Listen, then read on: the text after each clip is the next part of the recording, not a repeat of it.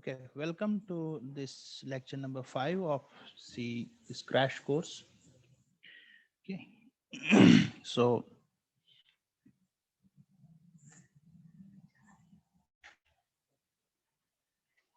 crash course on C, and this is the 5th lecture, and today we are going to discuss about loops. Okay, so let me share this, share my screen. Fine. So we are in the 5th lecture, and today we will tackle the topic of loops. Fine. Now let me start with some example, and that's how we will introduce the concept of loops. Now start with a question. See, um, assume we have 10 students, okay, and each student has 5 subjects, and we need to find the average of each student. Fine. So each student has 5 marks, 5 subjects. Let us say we have subject 1, subject 2, subject 3, subject 4, and subject 5. Okay, and then we have students. So STUD1, STUD2, and we have STUD3 dash dash dash STUD10. So these are by 10 students. Each student has 5 subjects. My task is to find the find the average each student has got. Okay, so I hope that is clear. So let me draw it like this, and finally here similarly I have the columns, one more column, finally one more column here. So I have to calculate the average, and for calculating the average I first have to calculate the total, and from total I will then calculate the average. Fine. So how do I do such a kind of program? Fine. Now the answer lies as follows. So what we will do is, so we'll first get the marks of the 5 subjects for a particular student. जो 5 subject है, हर subject में कितने marks आए हैं, we will get those one by one. So maybe we will write something like printf enter marks in 5 subjects, and then फिर मैं scanf लिखूंगा, and then since I will assume that I will can only have integral marks, so say %d, %d, %d, %d, %d, comma ampersand of, let us say, s1, ampersand of s2, ampersand of s3, ampersand s4, ampersand s5. Okay, so now I have gotten the marks of 5 subjects. I will calculate the total. Let us assume we have a variable tot. So I will write tot equal to s1 plus s2 plus s3 plus s4 plus s5, and the average is simply total divided by tot divided by 5.0. Fine. Now I have to do this part is done for one student. So this is for one student. Now I have to do the same thing for 10 students. Fine. So the way to do that will be naturally what we have done till now, to take this code and do it how many number of times? 10 number of times. So I will copy it and then I will paste. Okay, so I will I will paste it here. Paste. So this is for student number 2. Then I will paste again for student number 3. I will paste again student number 4, so on and so forth. Do you get the point? But can you tell me what's the problem with this kind of an approach? Yes? Lengthy. Okay, one is, so okay, let me write problems. So somebody said the first problem is it is lengthy. Okay, any other problem? Yes. See, the biggest problem here is we have a redundancy. Okay. What do I mean by redundancy is that if you look here, I have the same statements and I have to repeat these statements n number of times. So in this case, 10 number of times. Let's assume we have 100 students. I have to do it for 100 number of times. So the same thing, and I have to write it many number of times over and over again, which is not very efficient. Okay, not very efficient because we are just copying things, and it makes our, as a result, it makes our program lengthy. Okay, there is one more problem. What is the problem with this redundancy and it being lengthy? Let's assume we made a mistake somewhere. Okay, or let's assume that we are now considering, instead of considering the marks as float, we have to, in decimals we have to consider them as floats. So I have to change how many number of places? These 5 cross 10, 50 places. Fine, which is again a problem. Fine. So because of redundancy, it is code correction or updation or editing, also sometimes is debugging, is difficult. Okay, any other thing? Fine. So these are a few of the things which are which are the follies of this common approach. Fine, which with a straightforward approach we have taken. Loops are a solution to this problem. So let me write it here. Loops are a solution to this problem. What is now basically a loop? Now a loop is a task done repeatedly. Fine. So in this case, instead of writing the same code 10 number of times, a better approach would be to write the same code once and give instructions to the compiler, or sorry, to the computer, that this code is to be run this many number of times. Do you get the solution? So we use loops whenever we have a particular task which needs to be run a particular number of times. Okay, यहां तक सबको समझ आया? किसी को कोई problem तो नहीं है? Before I go further. हाँ जी? No, sir. No, sir. Okay, fine. So how do I solve this kind of a problem with loops? For that purpose, you need to understand we have basically two types of loops. It's not a standard definition. मतलब आपको किताबों में ये नहीं मिलेगा कि loops के दो types हैं, etc. so on and so forth. It's just I use this classification to make things easier. तो मैं loops को दो types में divide करता हूँ. One is a counting loop. Okay.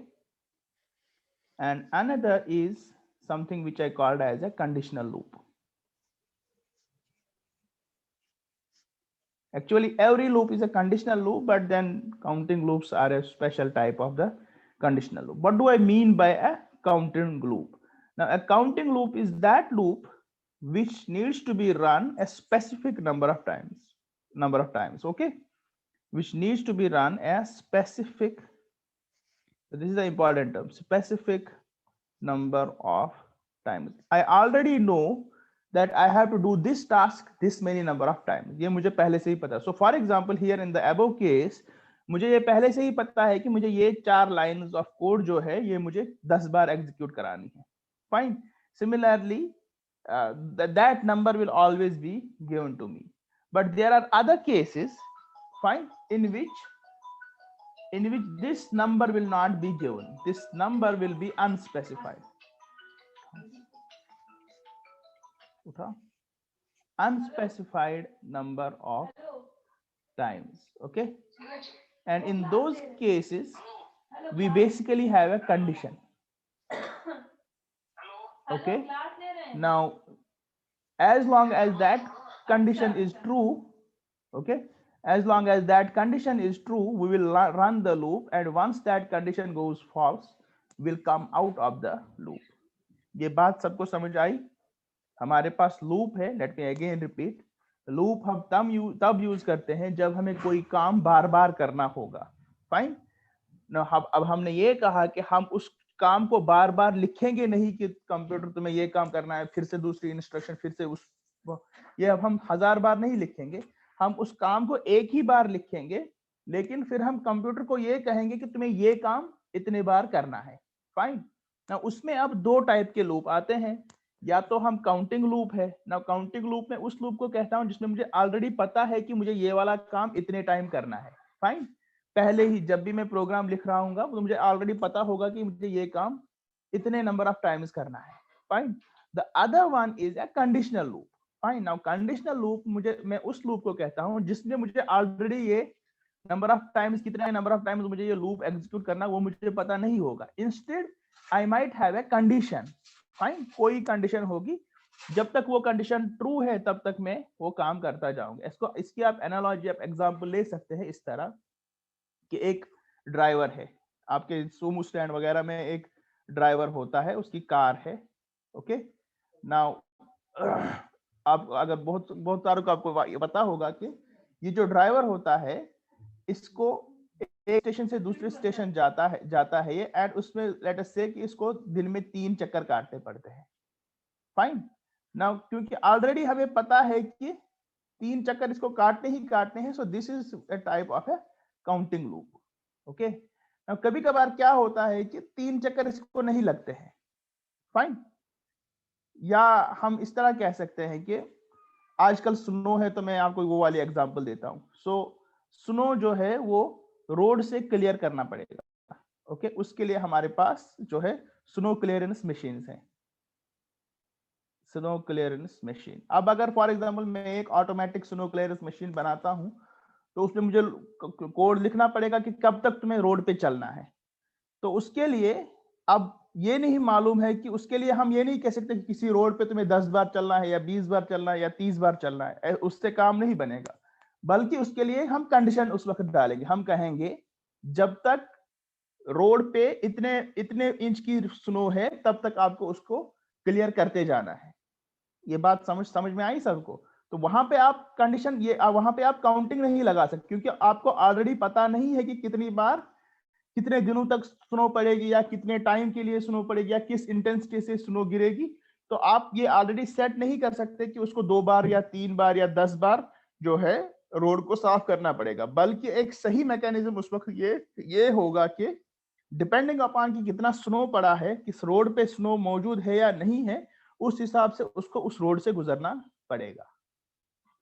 आपको ये बात समझ में आई? Conditional loop and counting loop अब क्या है? Yes. Hello. Yes, sir. Okay. किसी को कोई डाउट तो नहीं है? Anybody having any doubt? Fine. तो अगर आपको ये बात समझ में आ गई, now let's try to now understand कि ये लूप्स अब हम चलाते कैसे हैं. नाउ कंडीशनल लूप के लिए आसान है. ठीक है. तो one of the ways in which we run loops in C is something called as a conditional loop. Sorry, this while loop. Okay. Okay. कोई कह रहा है कि रिपीट कर दूं मैं. So let me again repeat. हमने सबसे पहले एक एग्जांपल ली कि हमारे पास 10 स्टूडेंट है, हर स्टूडेंट के 5 सब्जेक्ट्स हैं. उसके 5 सब्जेक्ट्स को हमें ऐड करना है, तब कि हम टोटल निकालें and then we have to find the average. Fine, either average in a particular subject, और हम कह सकते हैं कि 500 या जितने में भी मैक्सिमम मार्क्स हो उसको कितनी परसेंटेज आई है, यही करेंगे ना. So that is how we find the average. Okay, now अब ये हमने ऊपर एक कोड लिखा, थोड़ा सा हमने कहा एंटर मार्क्स इन 5 सब्जेक्ट्स, फिर हमने 5 सब्जेक्ट्स के मार्क्स ले लिए, फिर हमने टोटल निकाला and then we got the average. Okay, this you can also called as a percentage multiplied by 100 कर दो, या व्हाटएवर द केस इज. तो ये परसेंटेज ही है बेसिकली, अगर 100 में से हर किसी सब्जेक्ट में मार्क्स होंगे. नाउ ये 4 लाइनें जो हैं ये ओनली फॉर वन स्टूडेंट है, ये हमने पहले स्टूडेंट के लिए किया. फिर अगर हमें दूसरे स्टूडेंट के लिए करना है तो हमें यही 4 लाइनें फिर से रिपीट करनी, तो हमने फिर से नीचे फिर से यही 4 लाइनें लिखी. तो इसी तरह हमें 10 बार यही 4 लाइनें रिपीट करनी है. तो हमें जो है ये 4 लाइनें एग्जैक्ट सेम कोड हमें 10 बार रिपीट करते जाना है. ओके, तो हमने कहा कि इस वाले अप्रोच में थोड़ा जो है प्रॉब्लम है, और वो प्रॉब्लम क्या है कि सबसे बड़ी प्रॉब्लम, मोस्ट इंपॉर्टेंट प्रॉब्लम इसमें ये है कि इसमें रिडंडेंसी है. Now what do I mean by redundancy? That कि सेम कोड मुझे रिपीट करना पड़ रहा है बार बार, जो कि बहुत एफिशिएंट नहीं है. इससे बेहतर स्ट्रेटजी ये होनी चाहिए कि, या उसकी स्ट्रेटजी से पहले उससे क्या होगा, रिडंडेंसी क्या होगा कि ये कोड बहुत लेंथी बन जाता है. क्योंकि ऑब्वियस सी बात है, अभी तो 10 स्टूडेंट है, अगर 1000 स्टूडेंट होगा तो यही 1000 लाइनों का कोड बन जाएगा, 4000 लाइनों का कोड बन जाएगा. तो कोड इतना बहुत मुश्किल हो जाएगा, जबकि वही कोड जो है खाली 4 लाइनों का कोड रियल कोड है. ठीक है, इसी तरह से अगर हमें फिर उसमें करेक्शन करनी पड़ी, कहीं अपडेट करना पड़ा, या डिबग कोई एरर आ गया कहीं पे, तो वहां पे फिर प्रॉब्लम हो जाएगी. तो वो एरर निकालना, वो अपडेट करना, या कुछ भी एडिटिंग करना, वो मुश्किल हो जाती है. फाइन, तो इसलिए हम कहते हैं कि इससे बेहतर स्ट्रेटजी एक होनी चाहिए. और वो स्ट्रेटजी क्या है? वो स्ट्रेटजी ये है कि हम जो इफेक्टिव लाइंस ऑफ कोड है उतने ही लिखें. तो ये 4 लाइंस ऑफ कोड हमने लिखी यहाँ पे, ये जो 4 लाइंस ऑफ कोड है, उसके बाद हम बेसिकली कंप्यूटर को यहाँ से बताए कि ये जो 4 लाइंस ऑफ कोड है ये आपको इतने नंबर ऑफ टाइम्स एग्जीक्यूट करना है. In this case we'll write these 4 lines of code and we will tell the compiler, okay, we'll tell the computer, okay Mr. Computer, you have to run this code 10 number of times.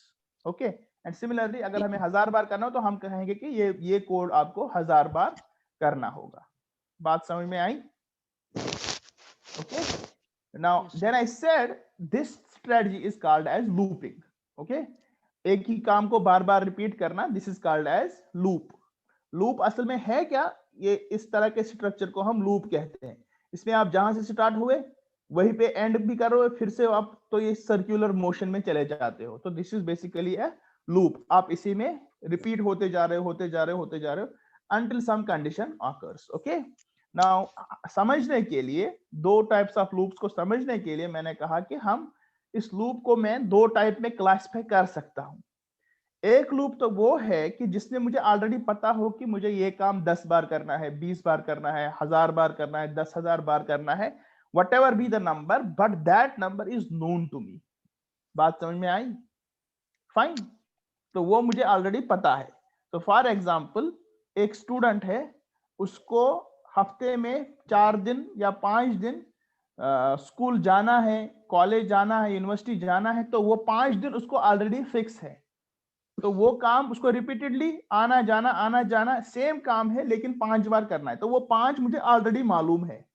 ठीक है, उसके against कभी कभार क्या होता है कि ये नंबर मुझे मालूम नहीं होता कि कितनी बार मुझे ये करना है.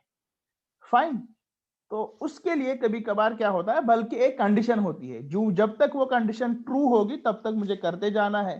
जो ही वो कंडीशन फॉल्स हो गई तो मैं उस लूप को उसके बाद फिर उस काम को नहीं करूंगा. उसकी मैंने एग्जांपल दे दी स्नो क्लियरेंस मशीन की.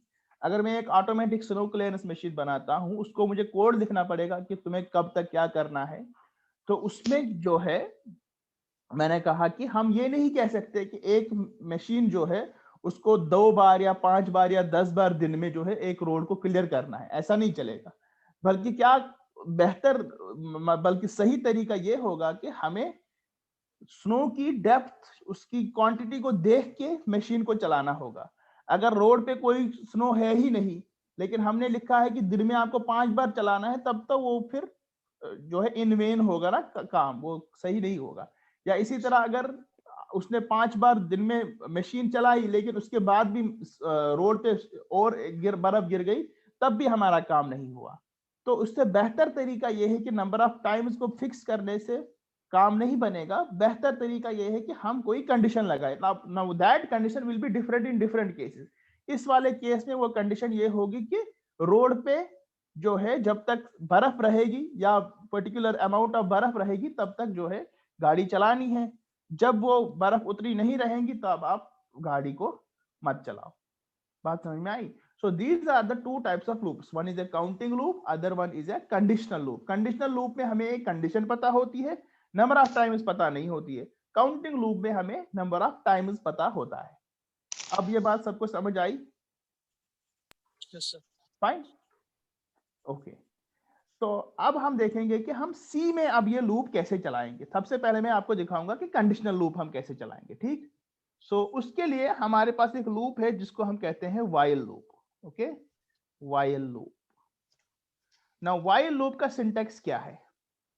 व्हाइल लूप का सिंटैक्स यही है, तो हम लिखते हैं इस तरह, we will write while,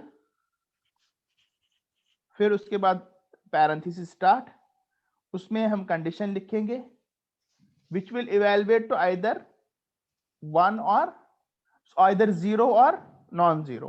Fine. So this condition evaluates to 0 or non-zero. Okay, उसके बाद हम ब्रेस स्टार्ट करेंगे, जिस तरह हमने इफ में की थी ब्रेस स्टार्ट, या इसी तरह जिस तरह स्विच में हमने ब्रेस की थी स्टार्ट, इसी तरह से वाइल की भी ब्रेस स्टार्ट करेंगे। और इसके अंदर होगी वाइल की बॉडी, जिस तरह हमने इफ लिखा था, इफ कंडीशन फिर ब्रेसेस और इसमें अंदर बॉडी इफ की, इसी तरह वाइल है और वाइल की अपनी बॉडी है। ओके, नाउ ये काम क्या करेगा? ये काम ये करेगा कि जब तक ये कंडीशन, ठीक है, जब तक ये कंडीशन नॉन जीरो वैल्यू पे इवेलुएट होती जाएगी, जब तक ये कंडीशन नॉन जीरो वैल्यू पे इवेलुएट होती जाएगी, तब तक ये बॉडी एग्जीक्यूट होती रहेगी। बात समझ में आई? फाइन, ठीक है। Yes sir. Okay. So this is what our while loop is. Let me give an example. उससे ये थोड़ा बेहतर हो जाएगा। Let's assume के हम जो है यूजर से एक, okay, so get a number from user and find its square, okay, until a 0 is entered. तो हमें क्या करना है? देखिए, क्वेश्चन ये कह रहा है कि यूजर से हम कोई नंबर मांगे, तो हम कहेंगे enter any number.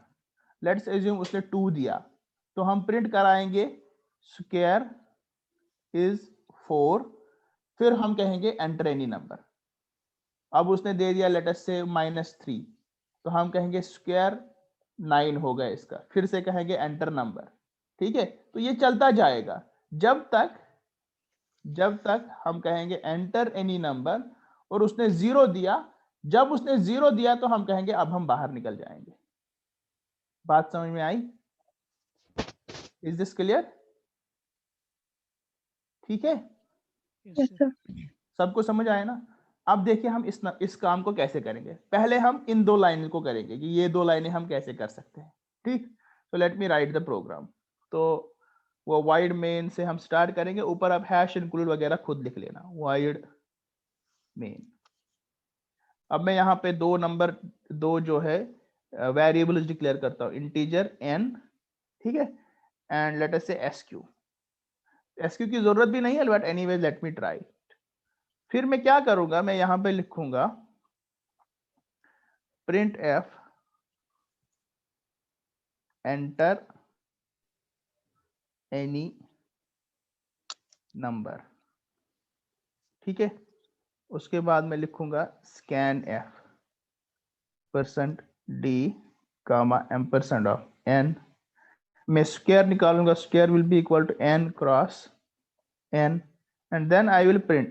So I will say printf. So I will say printf square of %d is %d comma n comma sq. ठीक है, n comma sq. ये हो गया मेरा कोड, ये तो हो गया एक नंबर। अब इसी कोड को मुझे कितनी बार करना है? जब तक कि ये नंबर जो है, जब तक कि ये नंबर जो है 0 नहीं है। ठीक है, अगर ये 0 हुआ तब मैं इस काम को नहीं करूंगा। तो पहली बार मैं एज्यूम करूंगा कि 0 नहीं होगा, तो मैं क्या करूंगा, मैं 0 को इनिशियलाइज करूंगा। I will initialize this 0 to any non zero number, so let us say 1। ठीक है, अब मुझे ये काम कब तक करना है? जब तक n नॉन जीरो है। तो मैं लिखूंगा while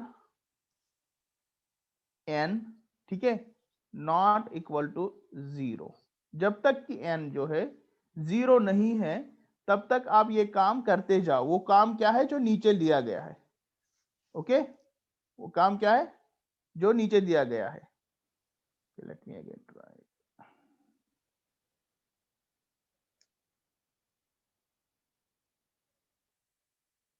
ठीक है, तो let me try it here. यहां से ब्रेस स्टार्ट होगी। Okay, brace will start, so let me pull it down. इसको मैं एक नीचे करता हूं। हाँ, तो यहां से स्टार्ट, यहां से बंद। ठीक है, so while n is not equal to 0, जब तक n 0 के बराबर नहीं है तब तक आप ये काम करते जाओ। वो काम क्या है? सो लेट मी, इसको मैं थोड़ा सा क्लियर और करता हूं। सो n इज इक्वल टू 1। आप इसको कुछ भी नॉन जीरो रख सकते हैं क्योंकि पहली बार ये ट्रू होना चाहिए। ठीक है, तो n पहली बार क्या है? 1 है। अब आप देखते जाओ, मैं इसको थोड़ा रन करूंगा तो आपको पता चलेगा कि होता क्या है। This is called as dry run. ठीक है, जो मैं करने जा रहा हूँ ना, पेपर पे ही इसको रन कर रहा हूँ कि ये होगा फिर ये होगा। This is called as dry run. तो यू शुड लर्न दिस, के लिए आपको डिबगिंग वगैरह में, प्रोग्राम चलाने में आसानी करता है। So you should learn it. Okay fine, देखिए स्टार्ट हम करेंगे तो कितने वेरिएबल बन गए हमारे? 2 वेरिएबल इंटीजर, n एक है और sq एक है। n में हमने क्या डाला? 1। ओके, अब ये नीचे जाएगा, अब ये देखेगा n is not equal to 0। 1 0 के बराबर है? नहीं है। ठीक है, तो ये वाली कंडीशन ट्रू है ना? ये वाली कंडीशन जो है ट्रू है। n not equal to 0, this is true. True is always non zero, false is 0। Okay, so ये आप याद रखो, false in C is always 0, true is non zero, और most of the time is 1। ठीक है, but any non zero number will true. Fine, so n पहले 1 है, अब ये 0 नहीं है तो ये नीचे चला जाएगा। नीचे क्या कहेगा ये? एंटर एनी नंबर, तो ये कहेगा नीचे enter any number. Any number दे दिया, लेट अस से मैंने दे दिया इसको 2, तो ये कहेगा स्क्वायर, फिर ये कैलकुलेट करेगा square is equal to square n cross n।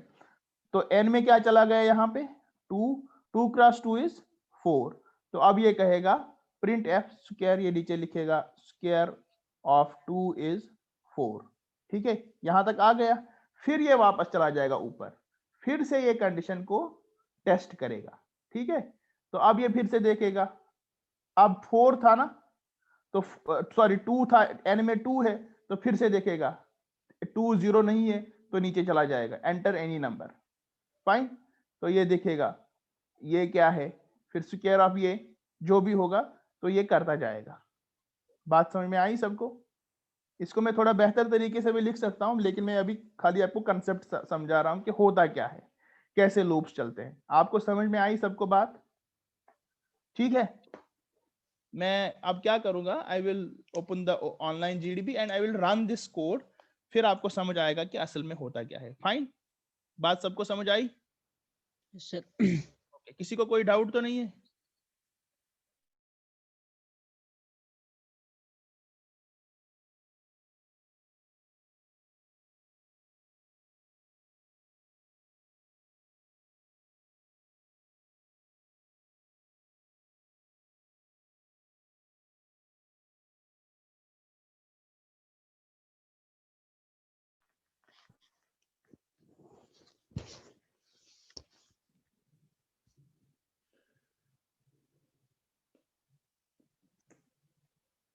Okay, so let me define a few variables.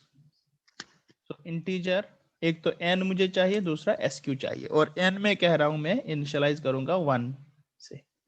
Okay, and then I will write the code. So I will say printf enter any number. Fine, इसने कोई number देना है, उसको मैं scan करूंगा, scanf %d comma ampersand of n, और फिर मैं कहूंगा sq is equal to n cross n, and then I will write printf square of %d is %d कामा एक तो n है और देन sq. फाइन. अब इस सारी चीज को मुझे कितने नंबर ऑफ टाइम्स रन करना है, जब तक n जो है वो 0 ना हो. तो मैं कहूंगा while n is not equal to 0, तब तक आप ये काम करते जाओ. ठीक है, तब तक आप ये वाला काम जो है करते जाओ. इसको मैं, so I will put a brace here and I will put another brace, closing brace here. तो ये वाला काम जो है आप करते जाना है इसको. So I will run it. ठीक है, let me choose the language here as C. तो अब आप देखिए, तो इनिशियली जो है n क्या होगा, 1 है, और sq में कुछ भी होगा. अब ये मुझसे फिर ये यहाँ पे देखेगा 1 0 के बराबर नहीं है, तो ये कंडीशन ट्रू है. ट्रू है तो नीचे चला जाएगा. अब ये कह रहा है, पहला स्टेटमेंट इसने एग्जीक्यूट किया, एंटर एनी नंबर. अब ये स्कैन पे चला गया, अब ये वेट कर रहा है किसी इंटीजर नंबर के लिए. तो लेट अस से मैंने 2 दे दिया, मैं एंटर किया, तो इसने स्क्वायर वो नंबर जो है n में डाला, फिर स्क्वायर निकाला, n cross n, 2 cross 2 is 4. फिर इसने लिखा square of %d is %d square of 2 is 4, so square of 2 is 4. फिर से ये ऊपर चला गया. अब इसने फिर से ये कंडीशन चेक की, n is not equal to 0. n क्या था हमारा 2, 2 is not equal to 0, true है ये कंडीशन. तो फिर से नीचे आ गया, फिर से इसने लिखा एंटर एनी नंबर. तो एंटर एनी नंबर लिखा. अब ये स्कैनफ में एक नंबर को वेट कर रहा है. सो let me give it -6. Okay, तो मैं क्या दूंगा इसको, लेट अस अज्यूम मैं इसको -6 दे रहा हूं. Now if I give it -6, अब मैं एंटर करूंगा तो ये -6 किस में चला गया, n में. उसके बाद स्क्वायर कैलकुलेट करेगा, -6 क्रॉस -6 इज 36. उसके बाद ये प्रिंट करेगा square of -6 is 36. So if I enter it, तो ये कहेगा स्क्वायर ऑफ -6 इज 36. ये लिखने के बाद, क्योंकि ये एंड पर पहुंचा लूप के, तो फिर से वापस ऊपर चला जाएगा. ठीक है, तो अब फिर से ये चेक करेगा whether n is not equal to 0. n में क्या है, -6. -6 0 के बराबर नहीं है, तो ये वाली कंडीशन ट्रू है. तो फिर से नीचे चला गया, फिर से ये कह रहा है एंटर एनी नंबर. तो ये काम ये करता चला जाएगा जब तक मैं 0 ना दूं. जो ही मैं 0 दूंगा, ठीक है, जो ही मैं 0 दूंगा यहाँ पे, तो ये फिर से 0 को n में डाल दिया, स्क्वायर निकालेगा, n cross n 0 0 that is 0. Print ये लिखेगा स्क्वायर ऑफ 0 इज 0. उसके बाद ये ऊपर वापस चला जाएगा. अब ये फिर से चेक करेगा whether n is equal to not equal to 0. 0 is not equal to 0 एक फॉल्स कंडीशन है, क्योंकि 0 0 के बराबर है. ठीक है, तो ये वाली कंडीशन किसको इवैल्यूएट होगी, फॉल्स. अगर ये फॉल्स है, अब ये नीचे नहीं जाएगा, अब ये यहाँ पे लूप के बाहर चला जाएगा. तो if I enter, press enter here, मैं यहाँ पर एंटर करूंगा, तो ये इसने लिखा स्क्वायर ऑफ 0 इज 0. ऊपर कंडीशन फॉल्स थी तो बाहर चला गया. ये बात सबको समझ आई? Yes sir. किसी को कोई डाउट तो नहीं है? फाइन. तो सर, अगर मैं इसको, सर ये जो, हाँ हाँ जी जी, सर जैसे आपने यहाँ पे किया ना n नॉट इक्वल टू 0, अब अगर सर ऐसे करना होगा 0 पे ही सर स्क्वायर आ जाने चाहिए. 0 पे मतलब अगर, बाकी तो वो किसी तो नंबर, एक ही नंबर हो गया ना. सर वो किसी और पे नहीं आना चाहिए, मतलब जब तक. फिर तो वो इफ हो गया, इफ स्टेटमेंट से भी निकाल सकते हो, ठीक ठीक सर. है ना. आप वैसा हाँ, कर ठीक. सकते हैं कि लूप एक ही बार चल जाए, लेकिन वो करने की जरूरत नहीं है. तो वो तो आप फिर आप सिंपली ऐसे लिखो n इक्वल टू 0. ठीक है, ठीक ठीक सर. लेकिन चूंकि अब वो कंडीशन एक ही बार ट्रू होगी, तो पहले तो ये अंदर जाएगा नहीं, क्योंकि n इक्वल टू 1 है. पहली बार ये फॉल्स होगा तो ये अंदर नहीं चला जाएगा. ठीक, एनीवेज. तो अगर मैं अब इसको सम अप करूं कि कैसे चलता है ये चीज, तो ये इस तरह चलेगा.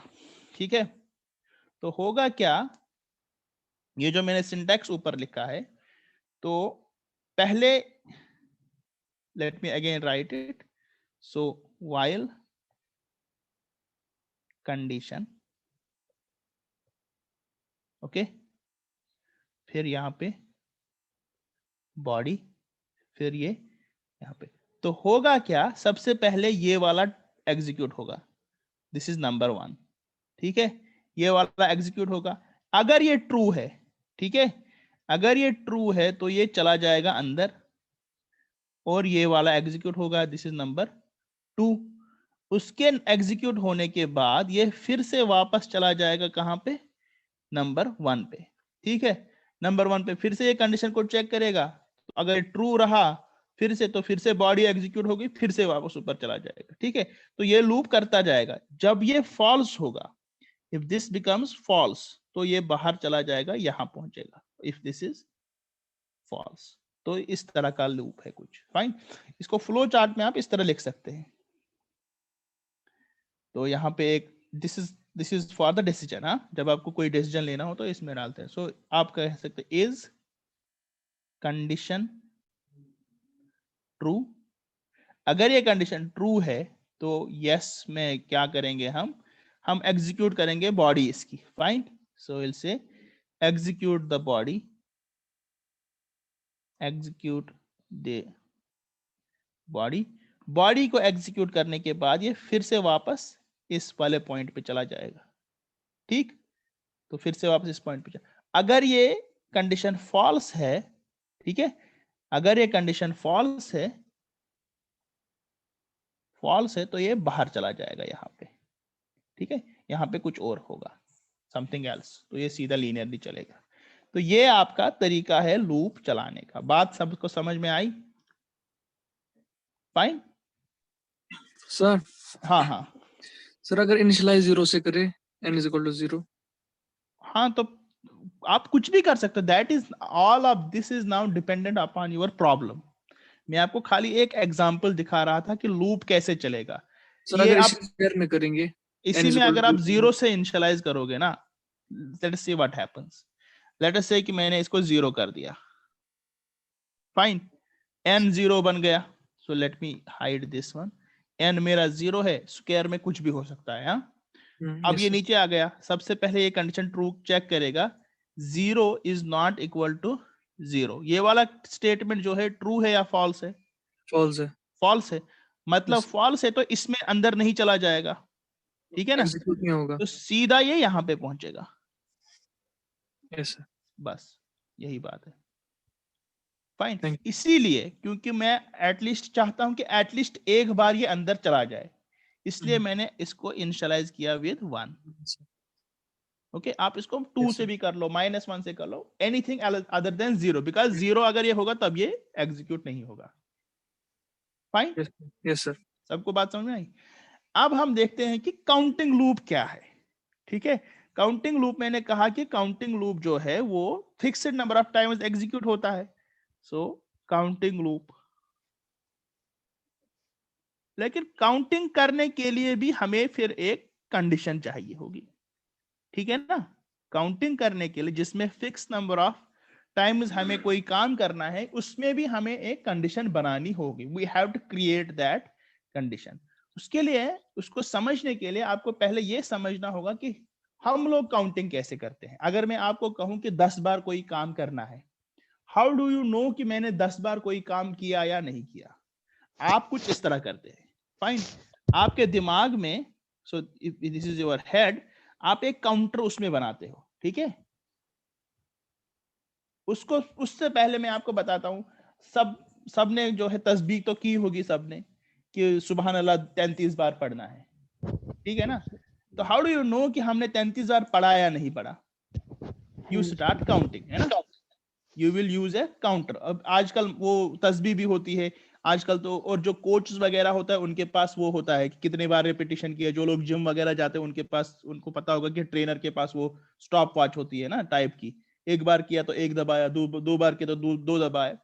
तो असल में होता क्या है, we will use something called as a counter, fine. Now let us say कि मुझे ये काम, कोई काम जो है 10 बार करना है। कितनी बार करना है? 10 बार। तो मैं क्या करूंगा, काउंटर को मैं इनिशियलाइज करूंगा 0 से, किससे मैंने इनिशियलाइज किया? 0 से। जब भी मैं ये काम जो है, लेट अस कॉल दिस काम एज बॉडी, जो भी मुझे काम करना है उसको मैं बॉडी कहता हूं। अगर मैंने बॉडी को एक बार किया तो मैं काउंटर को इंक्रीमेंट करता हूं, अब उसको 1 बना दिया।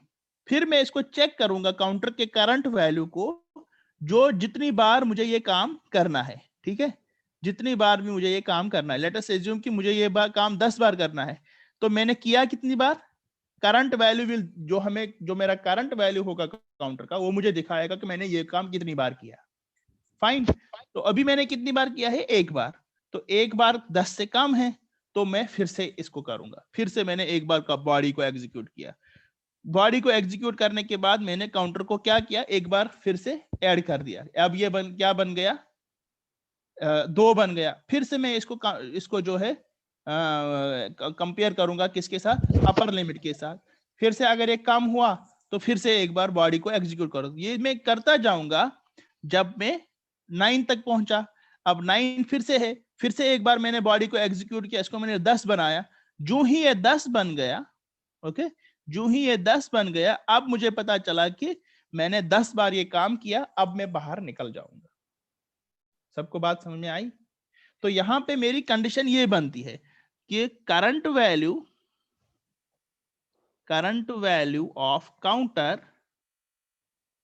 शुड बी, या मैं इस तरह करूं, while current value of counter is less than, okay, less than upper value, है ना, या upper limit.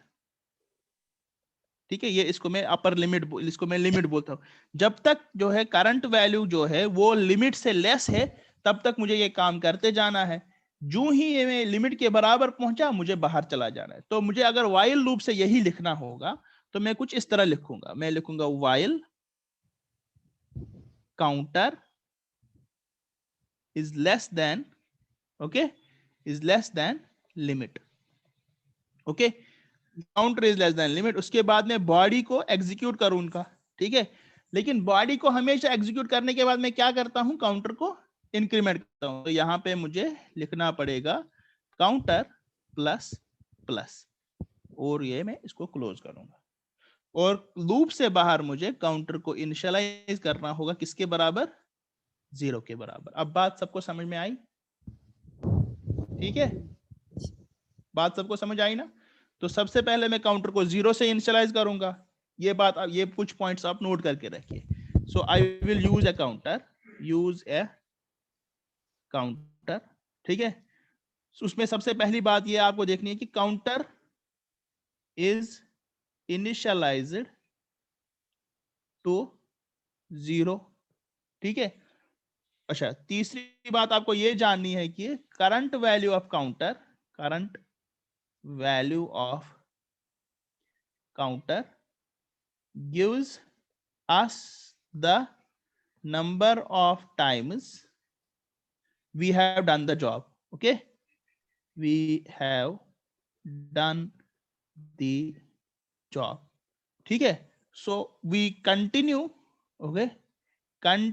to do the job until या till, ठीक है, या continue to do the job until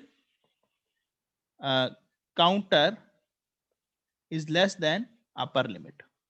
बात समझ में आई? ये 4 पॉइंट्स आपको ध्यान से रखने होंगे। तो अगर मैं इसकी सीक्वेंस अब बता दूं, तो ये जो पहली बात है, ये वाला, ये स्टेप नंबर 1 है, ठीक है। इसके बाद ये नीचे चला जाएगा, which is step number 2। So this is step number 2, okay, this is step number 2। Step number 2 के बाद ये सीधा बॉडी पे चला जाएगा, okay, this is step number 3।